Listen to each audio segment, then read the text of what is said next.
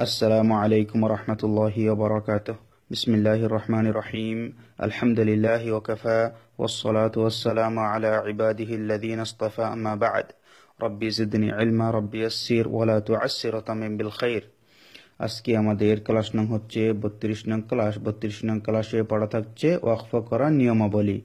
ওয়াকফ করা নিয়মাবলী আপনাদেরকে কয়েকটি ক্লাস সামনে দিতে হবে, যে ক্লাসগুলিতে আমরা ধারাবাহিক ওয়াকফ করা নিয়মগুলি আলোচনা করব। তো আমাদের ক্লাস প্রায় শেষ প্রান্তে। আমরা ওয়াকফ নিয়মগুলি পড়ার পরে আর হয়তো কিছু পড়া থাকবে, দুই একটি ক্লাস, এরপর আমরা কায়দার নিয়মগুলি শেষ করে আমরা ভিন্নভাবে ক্লাসগুলি সাজাবো। তো আমি আজকে আপনাদেরকে বলে দিচ্ছি ওয়াকফ করা নিয়মগুলির মধ্যে থেকে আজকে একটা মাত্র নিয়ম নিয়ে এসেছি, সেটা হচ্ছে গোলতা পড়ার নিয়ম। ওয়াকফের বেশ কিছু নিয়ম রয়েছে যেগুলি ইনশাআল্লাহ ধারাবাহিক আলোচনা করতে হবে, না হয় কিন্তু ওয়াকফের নিয়মগুলি আপনারা পরিপূর্ণভাবে আয়ত্ত করতে পারবেন না। তো আজকে আমি আপনাদের জন্য আরেকটি বিষয়, সেটা হচ্ছে আমি আজকে বানান করে দেব না, কারণ এতদিন আমি বানান করে আপনাদেরকে পড়িয়ে এসেছি। এখন যেহেতু আমাদের পড়াগুলি শেষ প্রান্তে, তাই বানান না করে পড়ার অভ্যাস করতে হবে আপনাদেরকে। আর আপনারা বানান করে শিখবেন, ক্লাসের মধ্যে বানান না করেই শোনাবেন, যেমনটি পূর্বে শুনিয়ে আসতেছেন। তো আমি বলে দিচ্ছি আপনাদের জন্য, আপনারা একটু ভালোভাবে প্র্যাকটিস করে নেবেন এই ছোট ছোট বাক্যগুলি। এখানে প্রথমে নিয়মটা বুঝুন আপনারা। ওয়াকফ করার নিয়মাবলী। ওয়াকফের হালতে গোলতাকে হা সাকিন করে পড়তে হয়। প্রথম আপনারা চিনুন গোলতা কোনটি। এটা হচ্ছে গোলতা, এটা হচ্ছে গোলতা, এটা হচ্ছে গোলতা, এটা হচ্ছে গোলতা, এটা হচ্ছে গোলতা। এগুলোকে গোলতা বলা হয়। যখন আমি গোলতার মধ্যে ওয়াকফ করব, ওয়াকফ অর্থাৎ থামা বা একটু বিশ্রাম নেওয়া, সেটাকে ওয়াকফ বলা হয়। তো আমি এখানে থামবো, সে কারণে এই গোলতাটা হা হয়ে যাবে। আমি আর একটু বুঝিয়ে বলছি আপনাদেরকে। ওয়াকফের হালতে গোলতা, এই গোলতাকে হা সাকিন করে পড়তে হয়। এটাকে হা সাকিন করে পড়তে হয়। যেমন হাসানাতুন, এখানে তা দুই পেশ তুন, যেহেতু ওয়াকফ করি নাই সেজন্য হাসানাতুন। যখন ওয়াকফ করব তখন হবে হাসানাহ, হাসানাহ। তাটা হা হয়ে গেল, হা সাকিন হয়ে গেল। তো এটা হচ্ছে গোলতা পড়ার নিয়ম। এরপর দেখুন এখানে আরেকটি গোলতা, হুমাজাহ। তো আপনারা এই হা এবং হা অবশ্যই ব্যবধানটা করবেন। তো এখান থেকে নিয়মগুলো আপনাদেরকে অবশ্যই ক্লিয়ার হয়ে যেতে হবে। তো আমি বলে দিচ্ছি হুমাজাহ। এখানে ওয়াকফ যখন করব না তখন বলতে হবে হুমাজাতিন, হুমাজাতিন। যখন ওয়াকফ করব, এটা হচ্ছে ওয়াকফ চিহ্ন, এটা হচ্ছে ওয়াকফ চিহ্ন, তখন বলতে হবে হুমাজাহ। এই গোলতাটা হা হয়ে যাবে, হুমাজাহ। এরপর দেখুন রহিনাতুন। এখানে জেরের বাম পাশে সাকিন, মধ্যে তবে একালিফ টানতে হবে। রহিনাতুন। যখন ওয়াকফ করব, এটা হচ্ছে ওয়াকফ চিহ্ন, তখন এই গোলতাটা হা সাকিন হয়ে যাবে, রহিনাহ, রহিনাহ। নাসিয়াতিন, না জবর বাম পাশে খালি আলিফ, একালিফ টানতে হবে।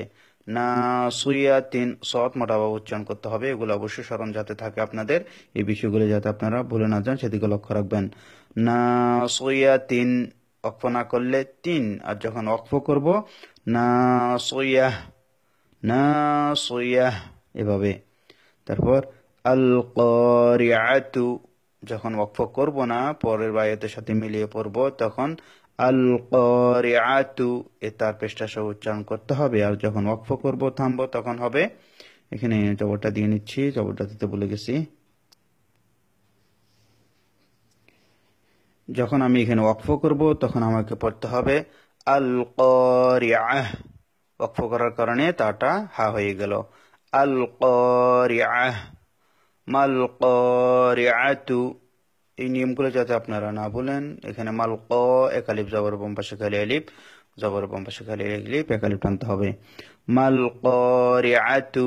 যখন ওয়াকফ করব, এটা হচ্ছে ওয়াকফ চিহ্ন, মাল কারিআহ।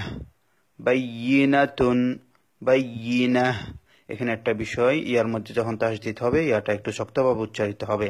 বাইয়িনাতুন, বাইয়িনাতুন, বাইয়িনাহ, বাইয়িনাহ।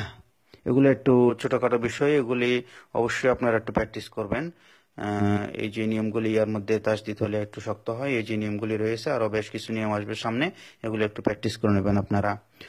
হাউয়াতুন, হাউয়াহ, হাউইয়াহ, রাদিয়াতুন, রাদিয়াহ, দত মোটাভাবে উচ্চারণ হবে, রাদিয়াহ। এখানে ইয়ার মধ্যে তাসদিদ হলে ইয়া একটু শক্ত হয়, এগুলি সামান্য নিয়ম, এগুলোর জন্য বিশেষ কোনো ক্লাস আপনাদের জন্য নিয়ে আসা হয়নি। তা এই পড়ার মধ্যে যখন এই নিয়মগুলি আসে আমি বলে দেই, তো আপনারা এই নিয়মগুলি একটু অবশ্যই স্মরণ রাখার চেষ্টা করবেন। এখন আমি একবার বলে যাচ্ছি প্রথম থেকে। ওয়াকফ করার নিয়মাবলী। ওয়াকফের হালতে গোলতাকে হা সাকিন করে পড়তে হয়, যেমন হাসানাতুন ওয়াকফ অবস্থায় হাসানাহ, হুমাজাতিন ওয়াকফ অবস্থায় হুমাজাহ, রহিনাতুন ওয়াকফ অবস্থায় রহিনাহ, নাসিয়াতিন ওয়াকফ অবস্থায় নাসিয়াহ, আল কারিআতু ওয়াকফ অবস্থায় আল কারিআহ, মাল কারিআতু ওয়াকফ অবস্থায় মাল কারিআহ, বাইয়িনাতুন ওয়াকফ অবস্থায় বাইয়িনাহ, হাউয়াতুন ওয়াকফ অবস্থায় হাউয়াহ, রাদিয়াতুন ওয়াকফ অবস্থায় রাদিয়াহ। তো এ থাকলো আজকে আপনাদের জন্য প্রথম পড়া ওয়াকফের। ইনশাআল্লাহ বাকি পড়াগুলি আমি সামনে নিয়ে আসবো, আপনারা একটু মনোযোগ দিয়ে ক্লাসগুলো করবেন। আসসালামু আলাইকুম ওয়া রাহমাতুল্লাহ।